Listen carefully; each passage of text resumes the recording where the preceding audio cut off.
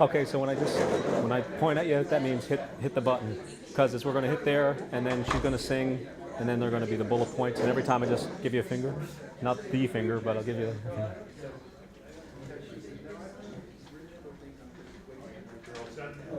As set as we're going to be. Okay, thank you for having me. My name is Dr. Edward Michalik in Halifax, but here I'm just Eddie Michalik from Glace Bay.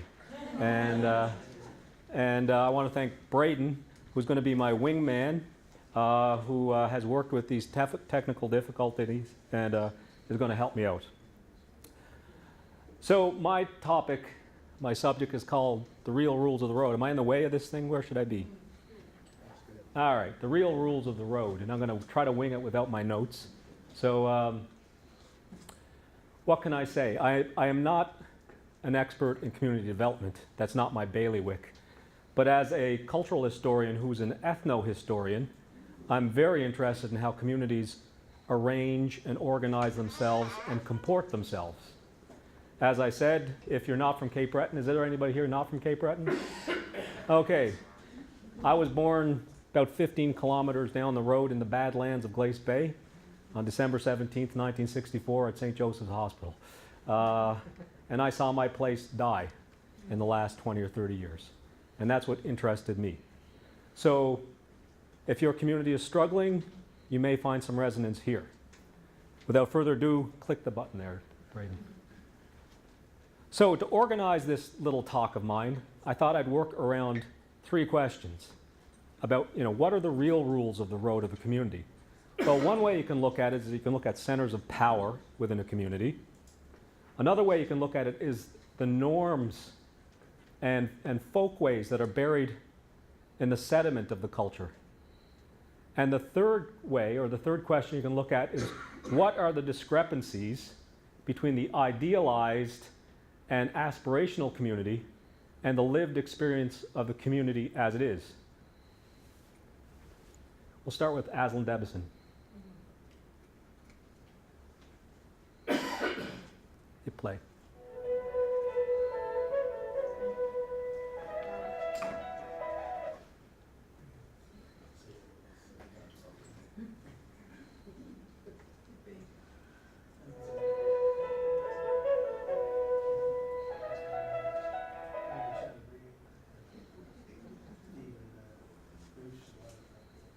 Are we going to get anything out of that?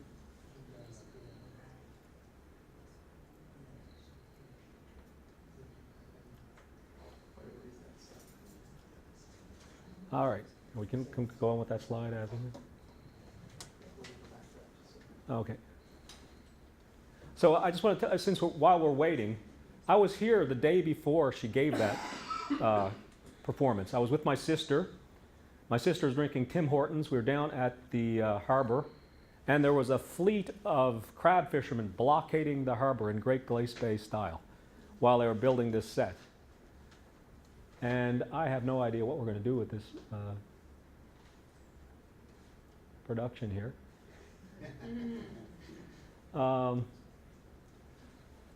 So, for those of you who remember Aslant Edison, a wonderful singer, July of 2002, she's down at the harbor, she's singing.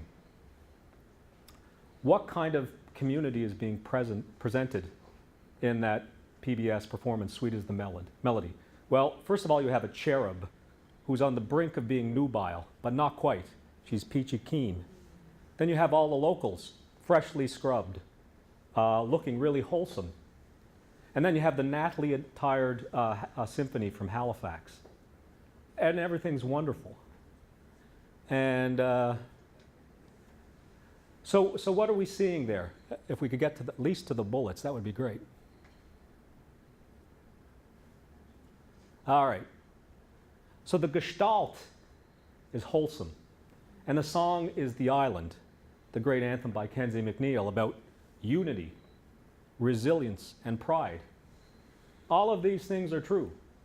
Now, if you were to leave that performance at about 9:20 p.m. and driven to New Aberdeen, 3 kilometers northeast, and if Braden hits the next slide, we'll see what you would have come across. Meanwhile, across town, at that very time, This is funny, but it's not. Right there is Robert Matheson, alias Rambo, the leading crack cocaine dealer in New Aberdeen in 2002. He was in his prime. He's not in his prime in this picture. Next to him is Ray Whalen from Wallace's Road, who's his enemy, who's setting up with the Seymour brothers, who are just back from Vancouver where they blighted the east side. This does not end well. Next is Nelson Mcphee. Some people whom I know speculate that Rob Matheson thought it might be a good idea if the Seymour brothers no longer were alive. Some people, including the Crown prosecutors, tell me that Nelson was afraid that the Seymours were coming for him. So on December 30th, 2005, he gunned down the Seymours in the hub, and something that truly would have looked great in Fargo. And finally, over there, we have Tom Barris, who was his tenant. Tom Barris, as many of you know, kills young women. He also dragooned his landlord, Robert Matheson, to lug the guts of Laura Jessam to the Myra, giving new meaning to the song Out on the Myra. The question we have here is, which is the real community? Is it the idealized community of the PBS special, or is it this? My contention is that it's both and neither and something beyond. And I would like to go so far as to postulate that to the extent that your community is healthy is the extent to which you can reconcile the extremes of your community. So if you can make sense of Rambo and Tom Barrett and Ray Whalen and deal with those folks and have sort of a healthy view of the idealized version of community, then your community is okay. The other question we were going to talk about was cultural sediment. And Richard MacKinnon does folklore. I started off by studying Italians. 4. Give me 4. And then I realized when I was studying Italians in the 17th century that they reminded me completely of Cape Bretoners. And I asked my professor, why do these Italian bandits remind me of Cape Bretoners? Well, and as the years went by, it became very clear to me that Cape Breton, like northern Scotland and the Mediterranean, they're all honor-based cultures. So what are the characteristics of these honor-based cultures? The first is that they're pastoral. Their roots are in herding sheep. And you can find these societies as far north as Hibernia in the Mediterranean and as far east as Afghanistan and the Middle East. The politics of these cultures and societies and communities is zero-sum. If I can't guard my women and my sheep, I'm no good for nothing. Also, people tend not to trust the authorities because the authorities are distant or corrupt or incompetent. Third, these are patronage systems. A good clan is run by a chief.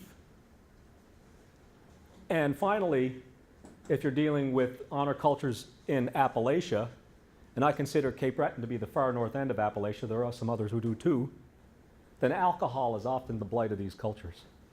If you look at the map there, the great wave of Gaelic migration to Cape Breton was in 1802, 1830.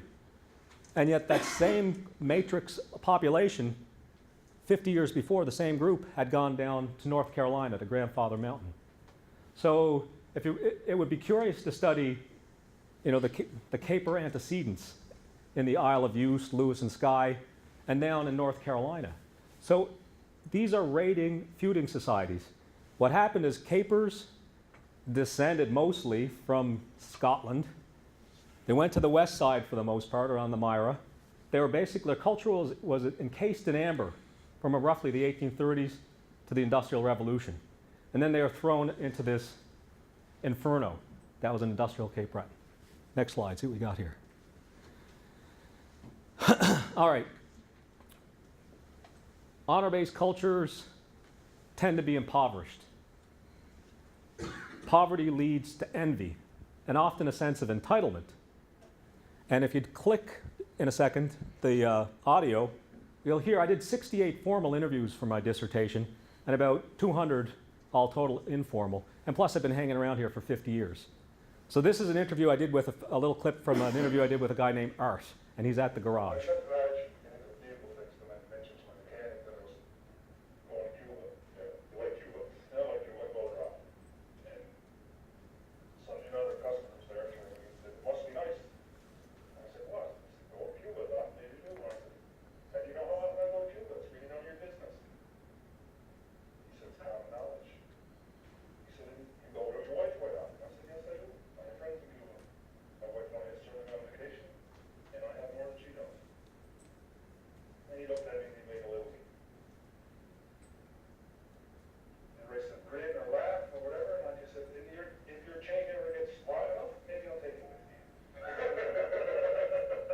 So, end of conversation. That was funny.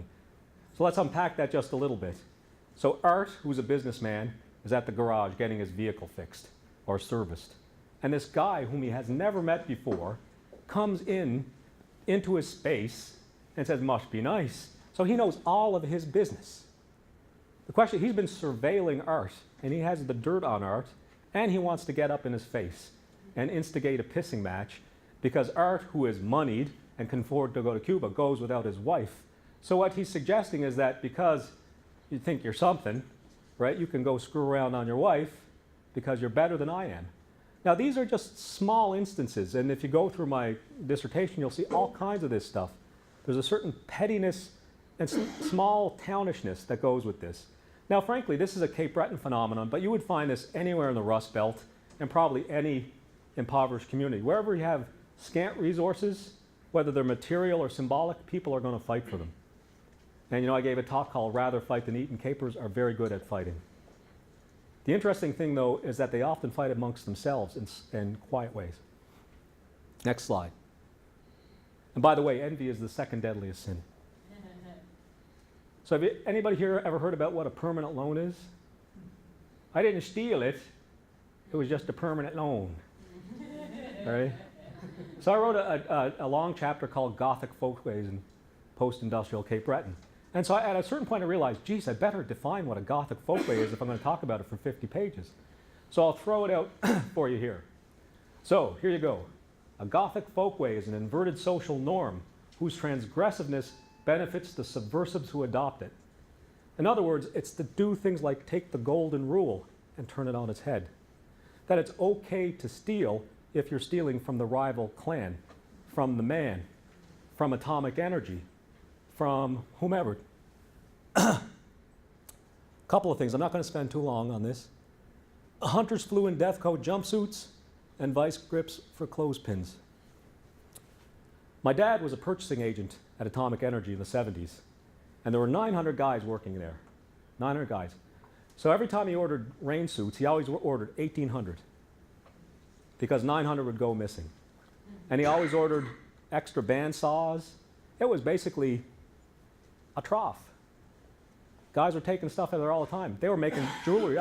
And because patronage rules, I benefited from the patronage, so I had some summer jobs there. And I'd see guys in the machine shops making rings, taking things out the back door. But it was okay. Thievery is okay if you steal from certain folks. When I was talking to Art, he was telling me about Phelan. He said, oh yeah, the guys used to take so many vice grips out of there, their wives used to use them as clothespins. It's true. My mother used to steal me records from the mental hospital. She used to work there. But it was not considered bad form. I couldn't afford Abbey Road. She would bring me Abbey Road. People did that all the time, cheating on Pogie stamps, using drag. If you go to the flea markets, you'll notice that there's a lot of stuff in plastic cellophane packaging that's really fresh. Lululemon gear, Beats headphones. My wife has bought some Lululemon gear. Don't tell her. Oh, she'll probably see it on the camera. Mm-hmm. But that stuff is hot.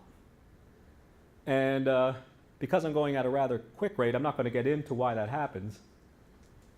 But there's a sense that it's okay to take. I remember one of the first interviews I did was an old guy who was a cop at the pit.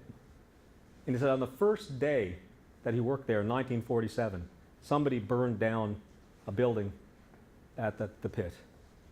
And one thing I spent a lot of time, I spent a whole chapter on arson as a business strategy.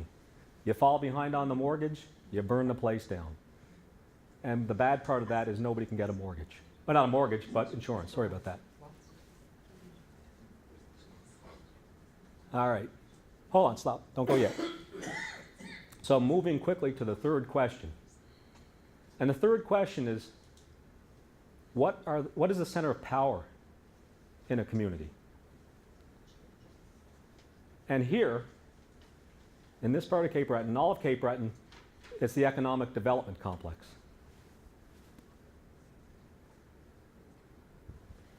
I'd like to look at that. So what is the economic development complex? Well, yes, the pun is intended, because the economic development complex reminds me a little bit of the military-industrial complex. It's a Leviathan on Cape Breton standard size. I wouldn't say omnipotent, but it's certainly omnipresent and invisible and poorly understood for the most part. It hasn't been studied as a unit, as an organism. So I think people here would recognize many of these people. And these folks, in a way, are kind of like archetypes. So, for example, you have the social enterprise folks, represented by Rankin McSween, and they're trying to do good things and start things up. And then you have the lairds. Remember we talked about patronage and clientelism in honor-based cultures. Well, Alan J. McKinnon, the first Deputy Prime Minister of Cape Breton, was literally called the Laird of Lake Ainslie. And then his understudy, Dave Dingwall, who seems to be on a sort of an image rehab tour these days, he was known as the King of the Maritimes, until he came over there and said there are no more bags of money. And if you're a patron and you can't supply your clients with money, they'll kick you out on your ass.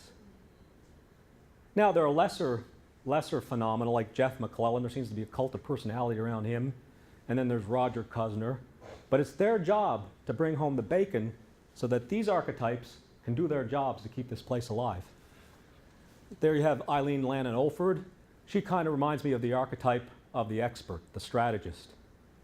I won't say too much about her. And then there are the mandarins. There's the John Lynn types and the Rick Beatons. And they represent the muscle. If you want to play ball, you got to play ball with those guys. If you want their money, you got to come and genuflect to them. They've seen better days and they're mostly gone. Why am I going on about this? Because if it weren't for the economic development complex, which is 50 years old, this place would have died 50, 40, 30, 20, 10 years ago. And it's really not that well understood. For example, my buddy Craig McMullen was saying at one point in the 2000s, there were 17 economic development agencies in Cape Breton. How do they work? If this is an organism, is it even sentient? Do the people in this complex actually know it's a complex? Do people outside of it know it's a complex? And you'll see all these glowing reports about deliverables. I've looked at the deliverables, and often they're vague and sunny. I don't know if they're true or not. But the question is, do people really drill down? It's like Okoa says, well, you give $1 and you get $5. Well, I'd really like to see the math on that, right? So if this is an organism, and if this is so vital to our economy, in fact, the university is the second largest employer on the island. The hospitals are number 1. Without this beast, this Leviathan, this place dies. Alberta money is not enough, right? No, and the thing is, I sound bearish on Cape Breton, but I'm not exactly bullish on Halifax. If it weren't for the fact that it's the administrative capital of the province and house government and the universities and the shipyard, there's not really much going on. I think it's very important to note that Nova Scotia is a public sector economy, primarily. All right, next slide. Oh, we're coming to the end. I don't know how I'm doing on my time, but. You're good for a bit. Oh, good. Okay. So this is the quick version. So I did 68 interviews, and at least twice as many more. And I found that I was dealing with the underclass. That's one thing that's not really acknowledged here. People want to build a methadone clinic for the underclass. People want to do this for the underclass. They want to educate youth. But people don't seem to want to own up to the fact that there's a permanent underclass. I saw it happen. I was a kid when it came age in Glace Bay and New Waterford in the 70s. You have 3 generations of an underclass. For me, if you want to understand the real rules of the road in these places like Glace Bay and New Waterford doing your reserve, put away your theory. Put away the Antigonish movement, not that's valuable, and go do what David Simon did in Baltimore. Be a journalist. If you want to understand the Dickensian aspect of this underclass, you've got to hang out at Tim Hortons. You've got to hang out in the shuttle buses. If you want to know who the gangsters are and who's down on his or her luck, go to the shuttle bus. If you want to hear about the sorrows of Fort Mac, do that. So my approach was to take a journalistic approach and not so much to take a moralistic approach, although I have my morals and my point of view because that's the way it is. But I would just argue that in your communities, hanging out, I'm a big fan of the new journalism of the 70s, and there's a great essay called Frank Sinatra Has a Cold by Gay Talese or Talese, and he never got to meet Frank Sinatra, so all he did was hang out with 100 people who knew him. Hang out and find out. Finally, last slide. Home truths. You might as well put the other 2 up too. So, I've given you a little glimpse into the declining society that I grew up in, the declining towns. Maybe mine is too gritty, but where I studied, it was often too hagiographical, right? I just couldn't do J.B. McLaughlin anymore. There's just too much of that. Not that it was not good, but the world I lived in was much more black and white and gray and sepia and flaming orange. So I'd like to say some things for the Cape Bretoners and the Nova Scotians in the room. And I might as well just read from the slide. The decline of industrial Cape Breton is not unlike the decline of mainland Nova Scotia. What sets it apart is the intensity and speed at which it is happening. I had a long chat with Ray Ivany about this a couple of years ago. Who's circling the drain faster? Halifax, it's kind of chimerical. You have all these condos going up, but they're basically just reshuffling the deck of the population. There are immigrants coming, 2,500, but his report says you need 7,000. 2,500 is pretty good, but that ain't 7,000, right? So here are the home truths. The last 3 premiers of consequence, and I won't count Rodney MacDonald there, were Ham, Dexter, and now McNeil. 3 different parties, left to right. And yet they're all cut from the same cloth. And this is my soapbox, so please allow me my soapbox for this 5 minutes. Is that they're all Barney Rubble premiers. And here's what you do when you're a Barney Rubble premier. You come into power and say, oh my God, they said there was a surplus, there's a deficit. We have to cut the deficit. Then you tussle with the public sector unions for a little while. And then you make some target investments. And then you bail out the pulp and paper mill down near Canso. And then you find out, oh my God, we can produce a balanced budget. And then you have an election. Ivany calls for some very radical things.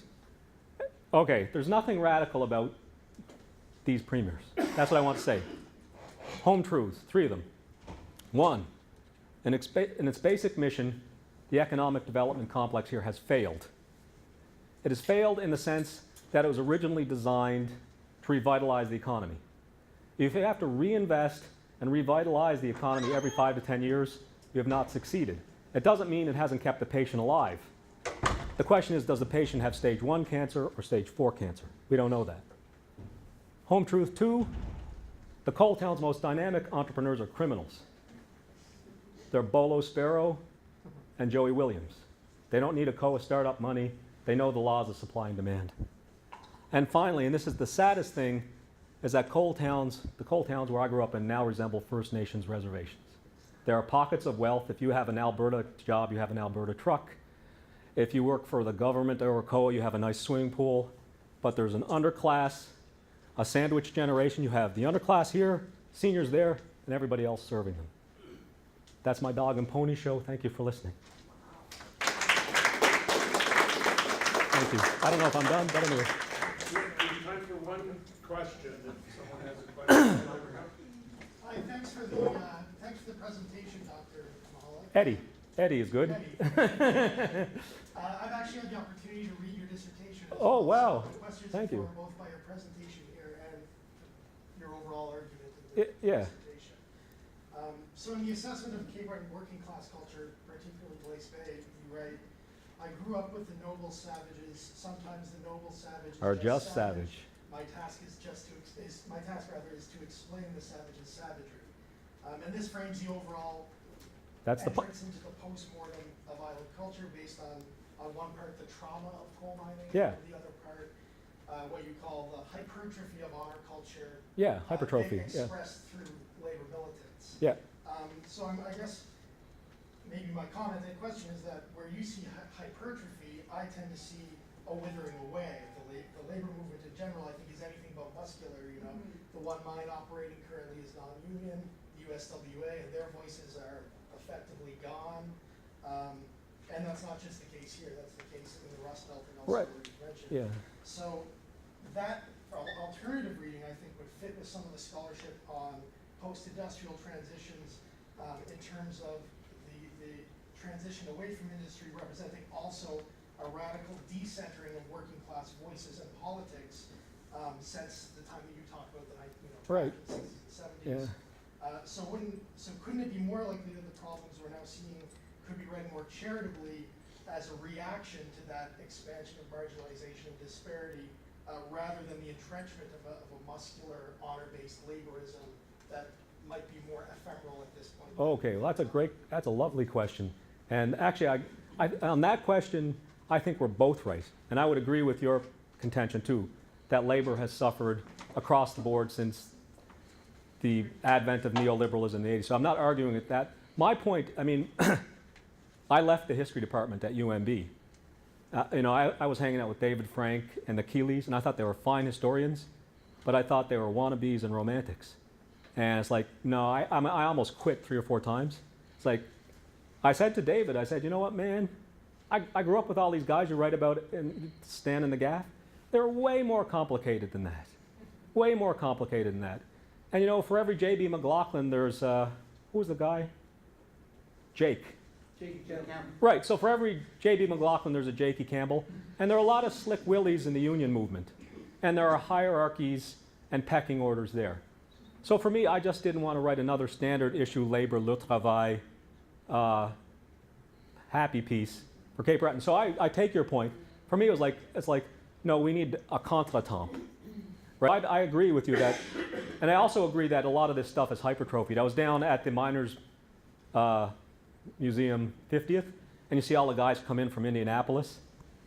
Those guys, they're not all honorable heroes. Some of them are, but they're human beings are complicated. I think, and it's like if you're going to show them white, I'm going to show them black, and hopefully we can get to gray. And that's basically, so I wouldn't even contend your point. Thank you very much. All right. Sorry, we do have to move on. All right, thank you. Thank you. Thank you. All right. So, how we gonna tell you that? Here, you wanna do the thing? I don't know. Great. So, On here, maybe. no, I forget, let me just put that somewhere.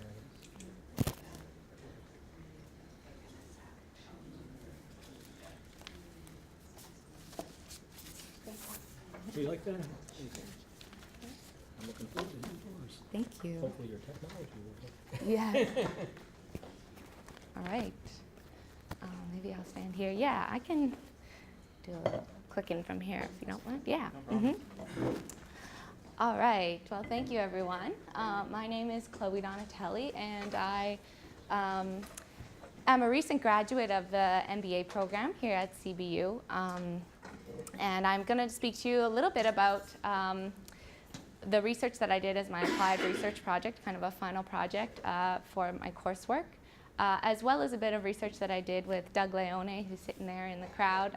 I was a research assistant with a project he worked on that I'll get to as well. So essentially, I was interested in understanding how the economic inflows from work from Western Canada, for those who travel back and forth, were impacting kind of the business community and the economy here on the island. So just to give you a little background about the study that I did with Doug to kind of help to show you the context that I was coming at and what sparked my interest. So there's a study, a 2-year study called The Tale of Two Islands, and it was looking at labor mobility to Alberta on both Cape Breton Island and Prince Edward Island. And we looked at it from multiple levels. So we interviewed individual workers, their families, and their home communities, so people in their home communities, to try to understand what those impacts were from that labor mobility. As the sole MBA student on a research team that had mostly kind of healthcare, community health related folks, I was tasked with helping with a statistical analysis, as well as the key informant interviews, so trying to get more at the community level impacts. And so I want to just jump into quickly some points that came out of that sparked my interest. So with the statistical analysis, we looked at the Canadian employer-employee dynamic database, and that data is available to a provincial level. However, I was able to work with someone at Statistics Canada to get it down to the economic region of Cape Breton Island, because as you can see here, Cape Breton is the gray line on the slide, whereas the rest of Nova Scotia is that yellow line right at the bottom. So provincial data around this, it hides kind of the concentration or the impact in Cape Breton. So this is a slide showing the number of interprovincial employees in Alberta as a percentage of labor force. And you can see Cape Breton has the highest out of any of the Atlantic region provinces. In 2008, kind of at a high time in oil prices, it was almost 7% of the labor force engaged in mobile work to Alberta, whereas the rest of Nova Scotia was just 1%. So another way to look at this is, Cape Breton has about 15% of the population in Nova Scotia, and yet there were 45% of mobile workers from the province heading back and forth were from Cape Breton. So we can see that there's a concentration of this in the area, which we'd known, Doug certainly having done this work for a long time, known anecdotally, but we wanted the numbers to kind of back it up. Okay, then the second piece that I kind of led at least here in Cape Breton, was conducting key informant interviews with different professionals in the community to understand the community level impacts they saw. So these were conducted between November 2015 and February 2016, when oil prices were significantly lower even than they are right now.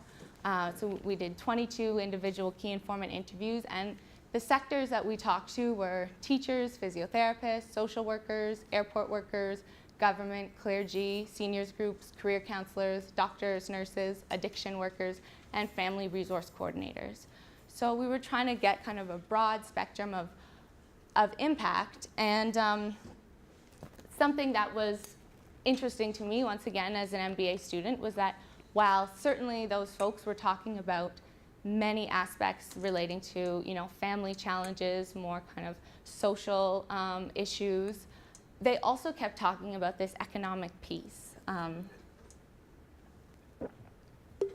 So in a lot of the interviews, people were, there were many comments that related to the fact that people thought that businesses on the island would be severely hurt if that inflow from remittance income was not coming in, and their belief that there was a high dependence on those wages, whereas others commented that they struggled to understand how that money circulated in the community and kind of what the impacts were, because certainly as Eddie just stated in Glace Bay, there's anecdotally kind of a perception that the highest concentration of mobile workers are coming from communities like New Waterford and Glace Bay, and yet we also see kind of the highest child poverty rates in those communities. We see many businesses shut and unable to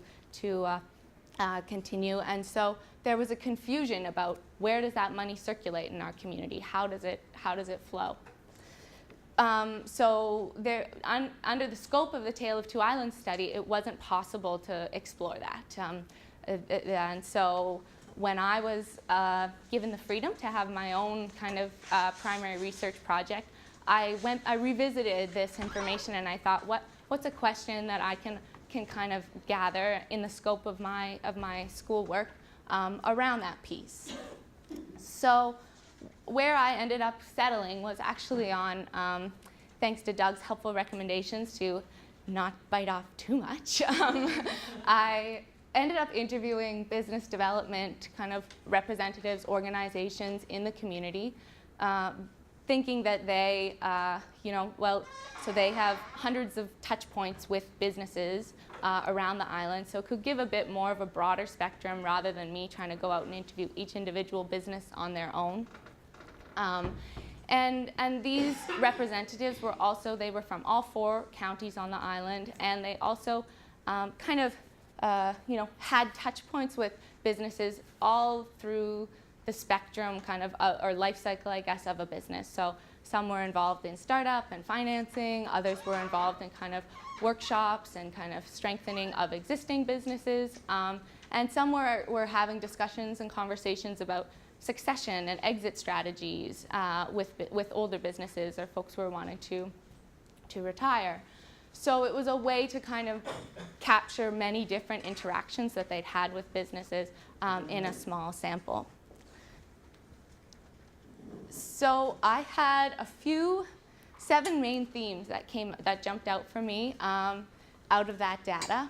And because of the time period that we have here today, I'm only going to touch on 3 of them. But if you want to hear more, please come grab me later.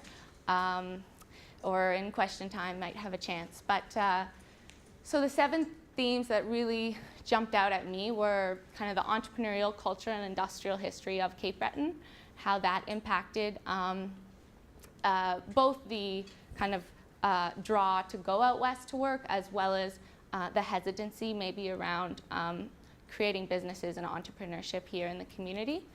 Of course, impact of remittance income was a topic.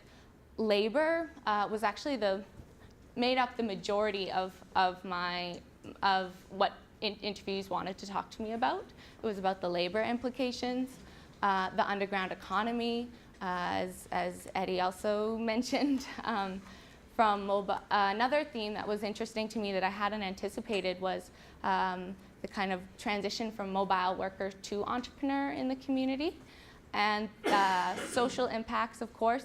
But these were interesting. These were social impacts that related to the business community. So how they were having to adjust their own hiring practices, hours to accommodate workers who were, had a partner going back and forth out west, as well as examples of businesses that had started up to actually kind of capitalize on the social challenges that families were facing because of mobile labor. So the most kind of dramatic example I received there was a surveillance company that was getting a lot of work monitoring people's wives or partners when they were out west.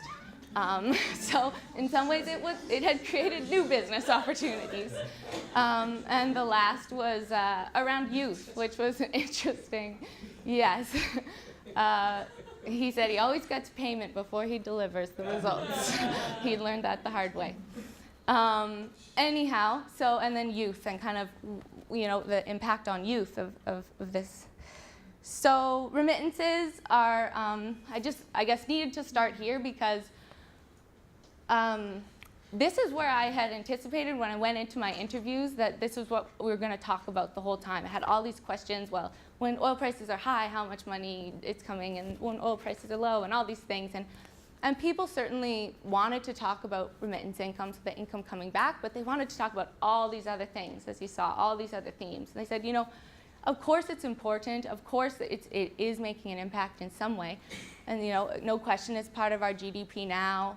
But others were saying, it's quite, they felt it was, specific businesses and sectors that were dependent, whereas others had learned were more diversified. And so certainly with luxury, items I kept hearing again and again. You know, the housing market for over $300,000 homes had dropped off since the oil prices had declined.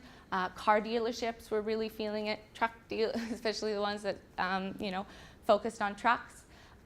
Certainly had heard stories of car dealerships having to lay off staff because of oil price decline.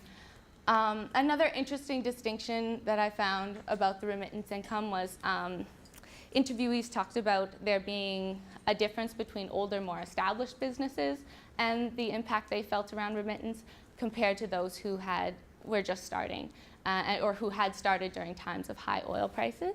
And so for the more older established businesses, you know, they were felt to have they're better able to weather those storms, you know, those fluctuations in remittance income, whereas for the startups, they're more vulnerable. However, many people said it was impacting succession. So an older business trying to sell was not as easily able to when there were less remittance income flowing into the community.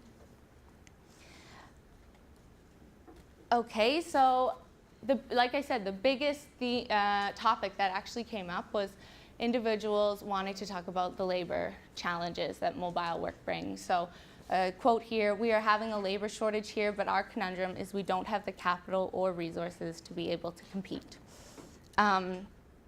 And so, just one second. I was a little amazed at, you know, you hear always about, or certainly that Cape Breton has a very high unemployment rate compared to the rest of the country, or even Nova Scotia. And so it was surprising to hear how limiting labor supply was for so many local businesses. And certainly there was expectation that there was a belief that a lot of individuals who were traveling, who had chosen to travel back and forth to Alberta, had actually left employment opportunities here locally to do so. They weren't necessarily entering the labor market kind of for the first time in doing that. Now, that being said, they're vastly different kind of employment contexts. So the wages that can be made out west are very different than kind of the wages here, and even benefits and culture even at the businesses. And so there was a feeling that local businesses just really couldn't compete with that draw of employment out there. And so as a result, I kind of heard story about either local businesses having to decrease their hours of service because they just couldn't get the labor that they needed, having to work more themselves if they were the business owner rather than employing other folks, and also even heard some stories of individuals coming in with proposals for startups, and that individual with the business support organization saying, this is a great idea. It seems like you have a solid business plan here, but you're never going to get those 4 skilled tradespeople, so I'm not giving you any financing startup support for this. And so they were, it was just constantly kind of a reminder, and certainly they said that some business owners had, especially during times of high oil prices, raised wages and done things like that to try to compete in some way with the market out west. But an interesting kind of anecdote that one interviewee told me, he said, one business owner said to him, I'm the only person offering this service in my region, and so in some way I could charge whatever I want, but the people in the community don't have the resources. So if I increase my price, they're going to go without. This is not a boom economy, and so compared to Alberta, what people are able to pay, people just can't pay that here. And so if I'm charging my staff or paying my staff Alberta wages, I have to charge Alberta rates, and nobody or very few in Cape Breton could afford that. Another piece that was really interesting was around, I'll just touch briefly on it, but the underground economy and how that impacted labor as well. So a lot of folks who are coming back and forth out west, are off for long periods of leave or layoff, not quite sure when they'll be heading back out west. And there was a perception that a lot of those folks do engage in small jobs and different things, not really maybe even understanding or that there's anything wrong with doing under the table work, or the pressures that it puts on businesses locally who are have costs and things that an under the table worker doesn't have. So there was a real perception that local businesses, because of the out west work, were being squeezed both in terms of from the top and from the bottom, and had very little kind of wiggle room to go. Okay, a theme that was really interesting to me that I hadn't anticipated was the movement from mobile worker to entrepreneur. So this interview, when he was talking about the low oil prices, said, that has brought more folks to our door. I think when the oil patch is doing well and they are under a hiring cycle, we see less. And so I was quite amazed. One business support organization I talked to said that it's actually, at the time of the interviews, which were last fall, he said about a third to a quarter of his requests for a business startup support were from mobile workers heading back and forth to Alberta, as well as those who were living in Alberta wanting to return home. Another interesting piece was a individual who runs the self-employment benefit program. She stated that many of their applicants for that program were mobile workers because their EI attachment was going to run out soon. And so the next step was, okay, well, how do I create my own employment and my own business? Something that was interesting around this was kind of across the board. People identified that mobile workers have a different needs as somebody looking to start a business. And so obviously they have quite a few financial and time constraints that made them a lot more rushed kind of in terms of the process, because they have a limited amount of time when kind of their finances allow them to explore the idea of starting a business locally. And when that runs out, they have to go back to Alberta, where you have such psychological and geographic separation that there's nothing you can do to continue to be working on starting your business. So they said supporting these clients, okay, thank you. Supporting these clients is very stop and go. It's not all that well thought out because people are in such a panic and so rushed. As well as the impact for kind of creditors. They said that, when oil prices are high, somebody who lends said, when oil prices are high and somebody walked through my door, I would have been more inclined to give them a loan, because I know that if they experience cash flow problems, they can immediately go out west, get a job, and pay back that debt. But now that oil prices are low, somebody walks through my door, it's a mobile worker, I'm not going to give them a loan. So it's a with the influx of those now wanting to pursue businesses and local employment opportunities, the climate has turned unfavorably to them, all because of that kind of perception of the work opportunities out west.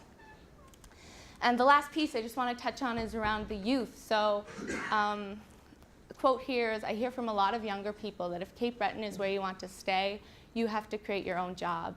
You have to start your own business, because if you want to stay here and you want to do well, you can't rely on an employer. So I guess there were two main themes I really heard from this, but I wanted to end on the more positive one, I guess.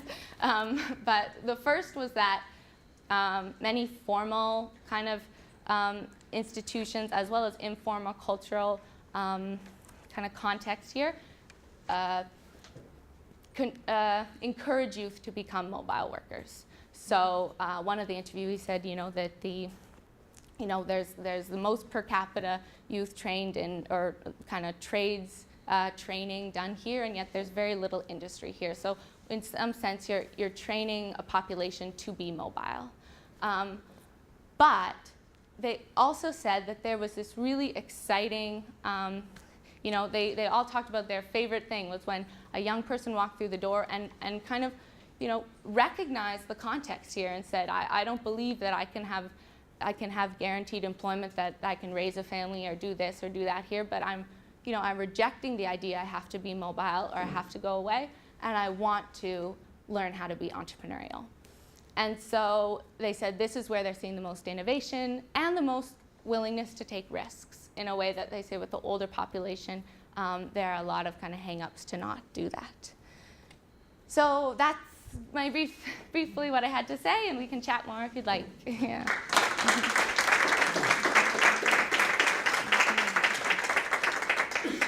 With respect, unless there's one really quick question, we perhaps should move on in fairness to our third presenter. Sure, yeah. If not here, perhaps at lunch or later. Thank you. Absolutely, thanks.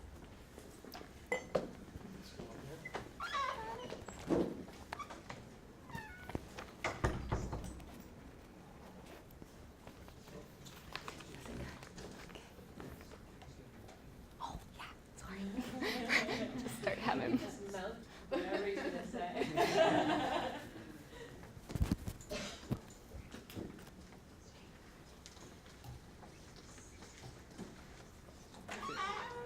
This up. Clips to the back, or where do you want to put it? In your pocket? Yeah, perfect.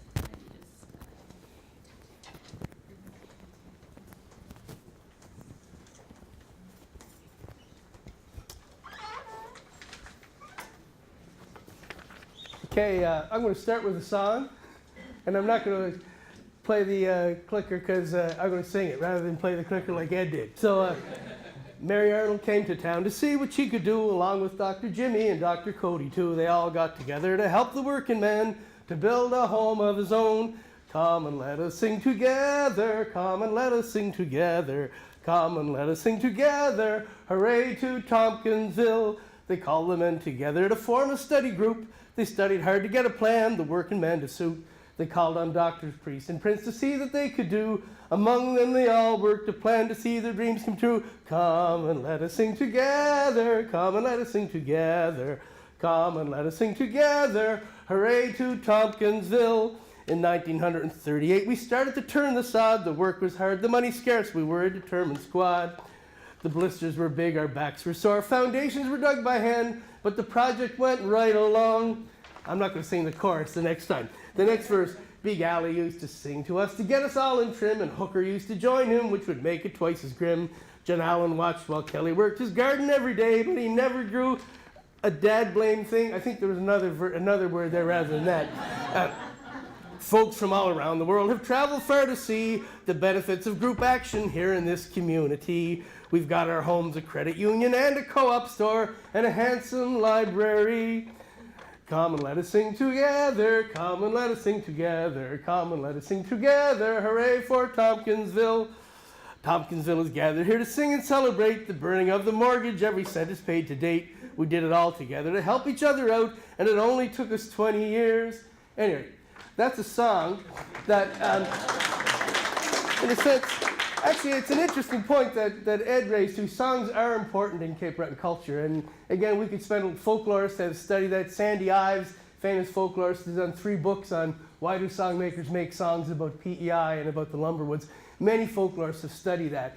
Pauline Greenhill has studied that. We can find numerous folklorists who've done that, but the fact is, Cape Breton, for various reasons, songmaking is an important thing. In fact, this week, one of our famous songwriters, Gordy Sampson, has the #1 country song in the United States with Florida Georgia Line and the Backstreet Boys, and Gordy will be happy when his royalty checks start coming in on that one. In fact, Gordy right now, this week, is running a song camp in Ingonish with some of our top Cape Breton young songwriters, teaching them the ropes, how to make money in the song industry, how to make a business. And it's not just a hobby, it's a business. And there are many, many young Cape Bretons who are trying to make a living in the music industry now. Some are succeeding. And in fact, I was hoping Ed was going to be able to play that little clip he had there, because my daughter was singing in the backup band, and my daughter is making a living at that film. She was in the backup band, but my daughter is making a living in a band called Port Cities, traveling across the country right now. The band is called Port Cities, and they're trying to make a living at it, and they seem to be succeeding. But at any rate, so songs are important. But this song about Tompkinsville, composed at the time the housing cooperative burned its mortgage, 20 years after the neighborhood was built in 1938, can kind of be viewed as an ethnographic description of the process the whole group went through. The song, you don't have to read, I've got a couple of articles I've published on that. You don't have to read those articles, just listen to that song. It tells you the narrative of how Tompkinsville started, the kind of difficulties they had, the troubles they had. They formed study groups, they made plans, they dug their own foundations by hand, they planted gardens, they had visits from other cooperatives from around the world. They built a credit union, a co-op store. Some of us here know that story, the Tompkins and Cody model. They burned their mortgage. They also they received help from a number of people. Of course, Cody, and this Mary Arnold is mentioned here as well. And again, the idea of I'm going to turn it to here. Joe Laban, who was an immigrant from Germany, and his wife Mary, lived in a company house in Belgian town in Reserve Mines. 2 bedrooms on the ground floor, 2 bedrooms above were the rooms in which they lived. Raw sewage ran in the ditch in front of their house. They wanted more suitable housing. It took their hard work, along with the help of their neighbors, and of course an American woman, a remarkable American woman named Mary Arnold, who was part of this. So she had a fleeting but profound influence on the people of Cape Breton Island. And I'm going to talk a little bit about her because I'm actually in the middle of writing, I've got actually a draft of the book done about her life. And it's really, so today the title of my talk is kind of Cooperatives in Cape Breton Island and Beyond, because I'm kind of exploring this one woman and the kind of work she's done, not just in Cape Breton, but also in places like Newfoundland and in Maine, in Philadelphia, New York, California. So I've gone to archives all over the region to kind of explore it. So I've got a manuscript finished. And I'm not quite ready to be a publisher yet. But anyway, I'm trying to flog this book to a publisher. Clearly we know much about Tompkins and Cody and their influence on the cooperative movement. There's been a lot written about that. But the first person mentioned in the story, Mary Arnold, Hooray to Tompkinsville, she remains an enigma and is virtually unknown by many in the cooperative movement today. There's been one article, I think, that talked about her influence. Rusty Neal's book, brilliant book on females in the cooperative movement. She refers to Mary Arnold, has a chapter on Mary.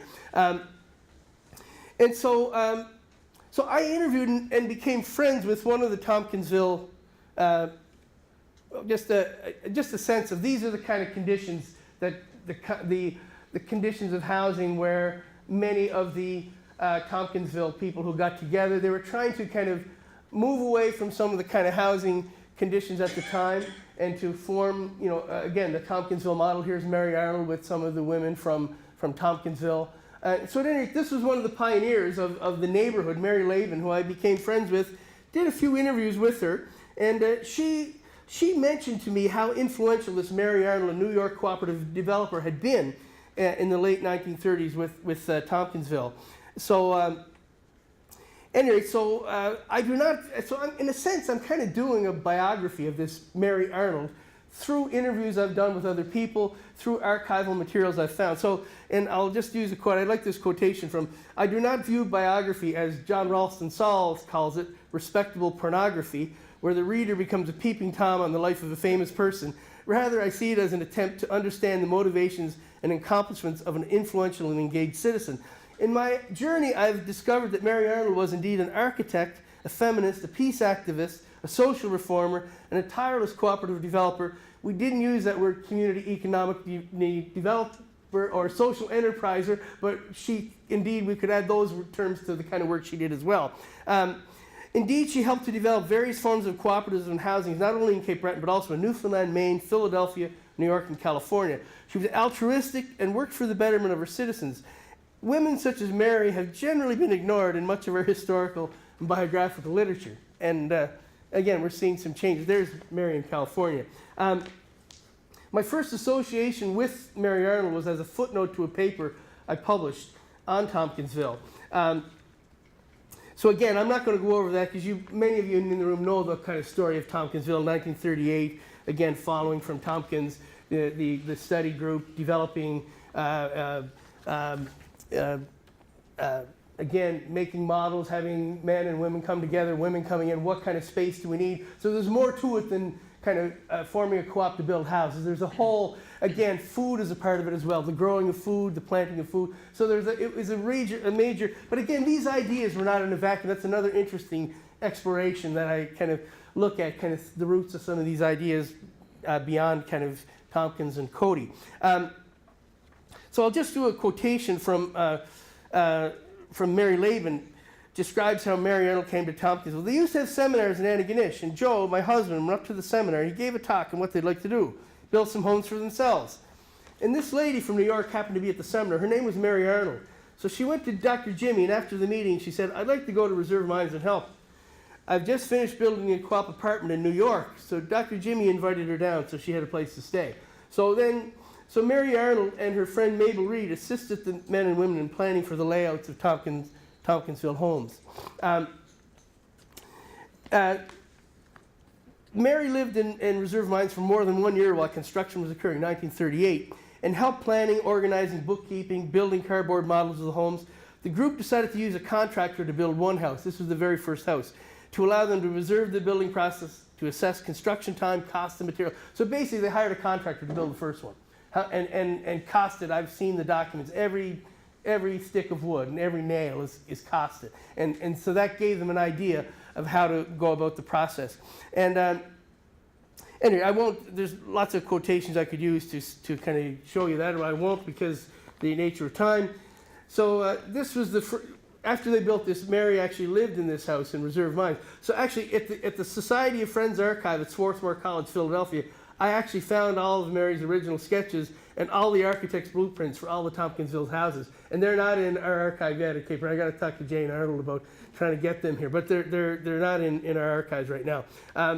So it became clear to me the process was that Mary Arnold would draw the initial plans after working with women, largely women and the men too, but would get advice on the internal spaces from the women, and then would forward them to Halifax architect J.B. Church, who would draw official blueprints. So I do actually call Mary an architect because even though I think it's not until the 1950s that we had the first woman architect in Canada out of Montreal. But at any rate, she was unofficially an architect.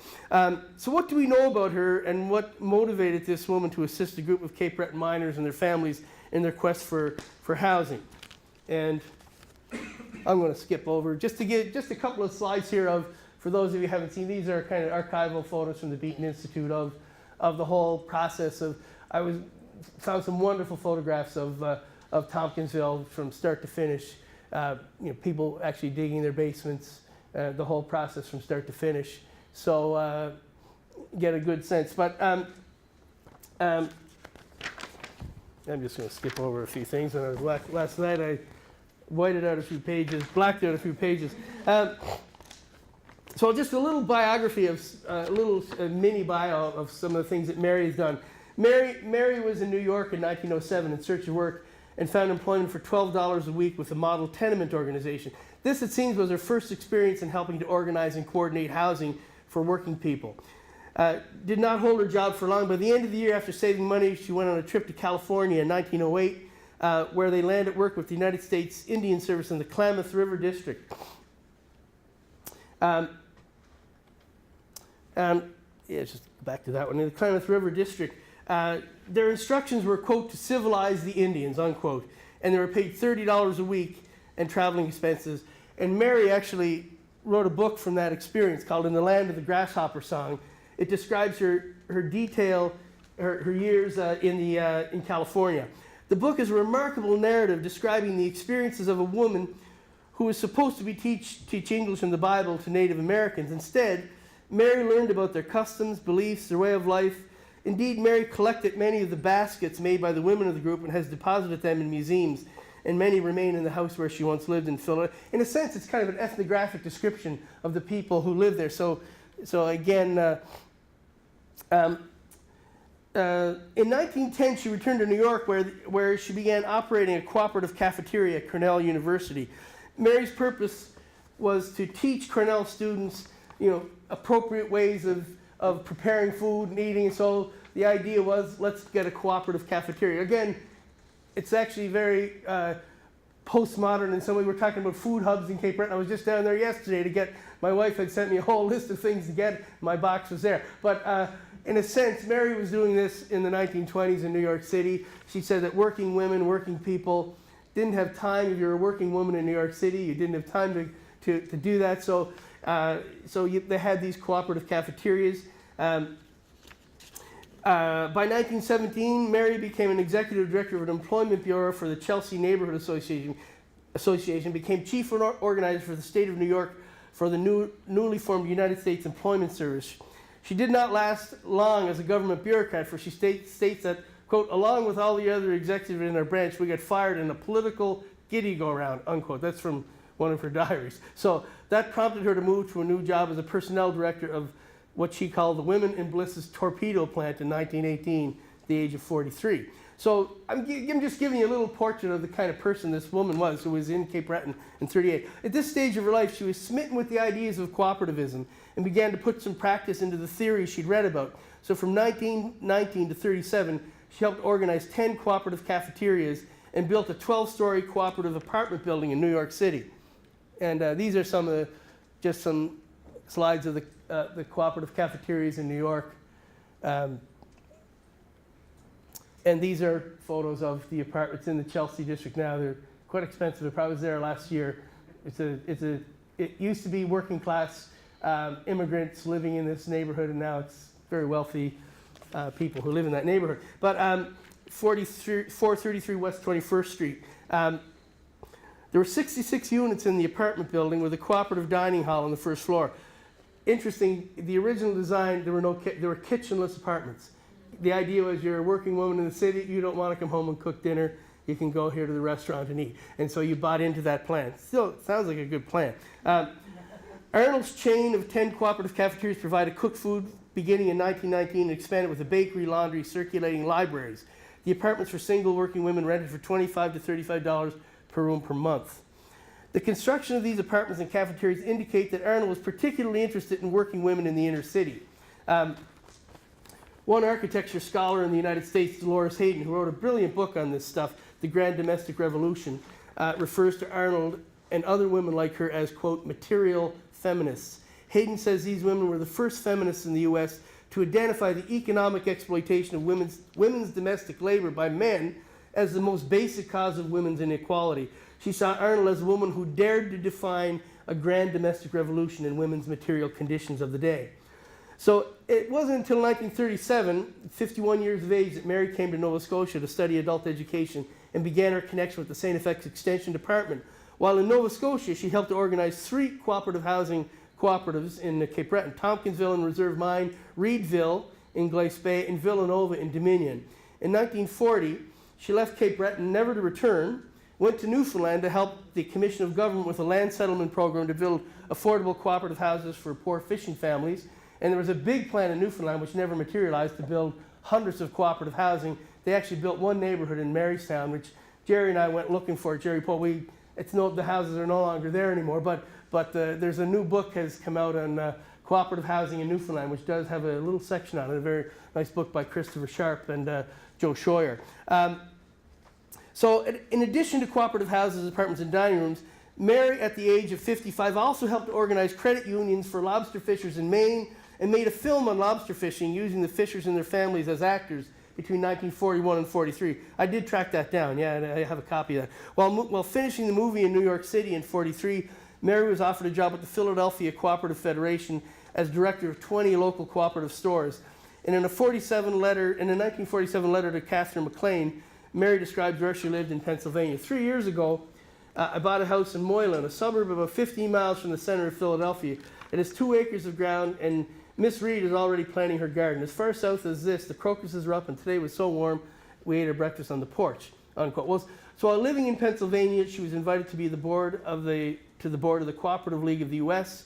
from 45 to 50, and was involved in cooperative housing ventures, cooperative homesteads, and Eastern Cooperative Wholesale in these same years. So in 49, she worked as an interim coordinator with Eastern Cooperative Wholesale and brought the organization from a $100,000 deficit to a profit in 1 year.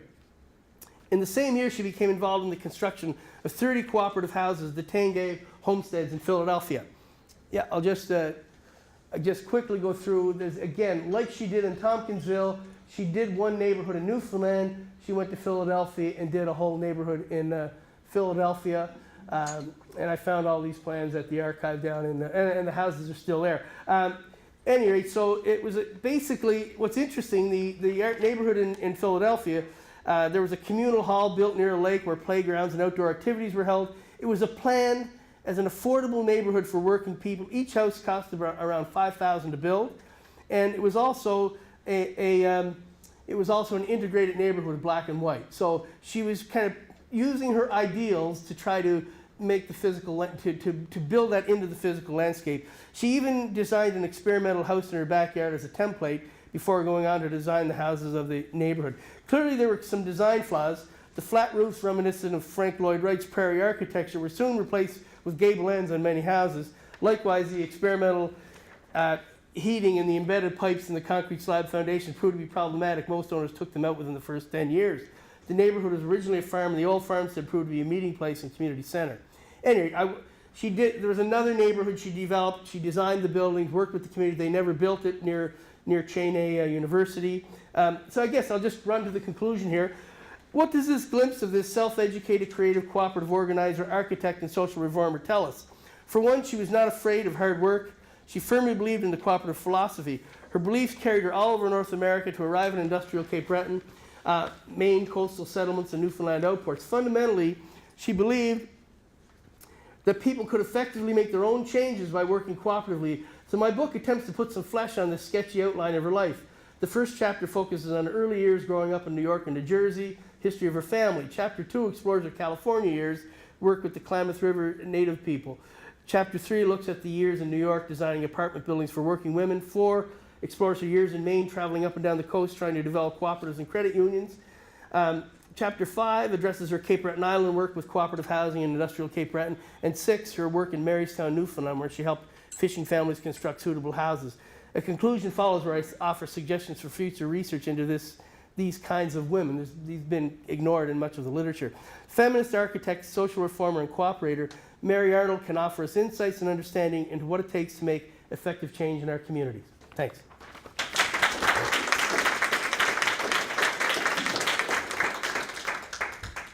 If there's one question, perhaps.